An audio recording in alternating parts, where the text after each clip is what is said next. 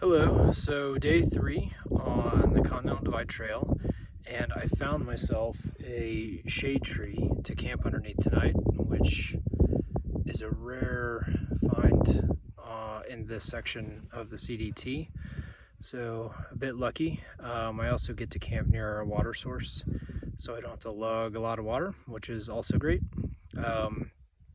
I am extremely dirty, so that's what happens in the desert. There's a lot of dirt and wind and sun and all sorts of stuff that you read about. So I think the mileage is now past 50 miles.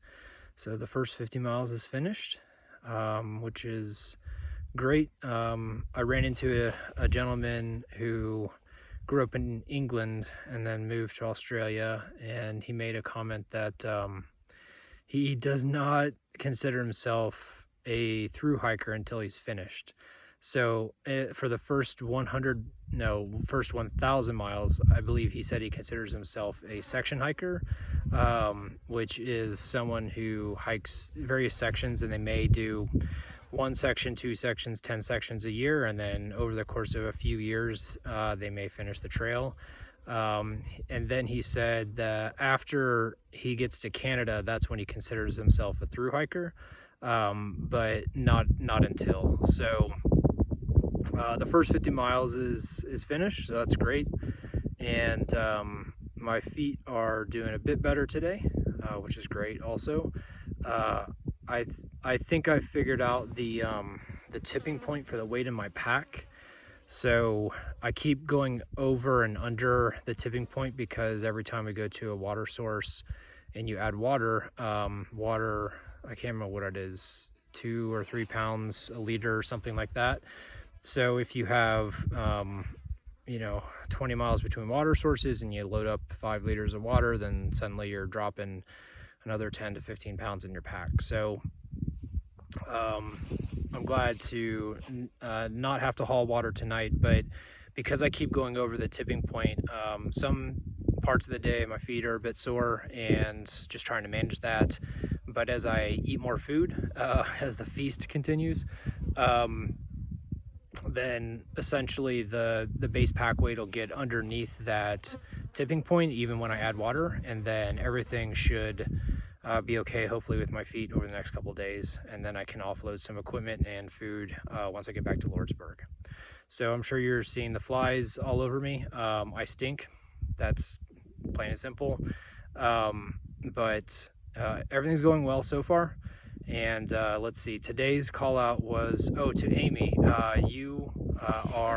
Amy is car sitting my car and picking up my mail, which is a huge relief to not have to worry about that stuff. So thank you very much, Amy, for taking care of those things for me while I'm on the trail. I appreciate it very much, and I hope everyone is doing what. Oh, I'll tell one more story. So the same Aussie gentleman who was talking about what's the definition of for him of a section hiker or through hiker or whatever, he's actually going for the Triple Crown. And so for those who don't know, the Triple Crown is hiking the Appalachian Trail, the Pacific Crest Trail, and the Continental Divide Trail.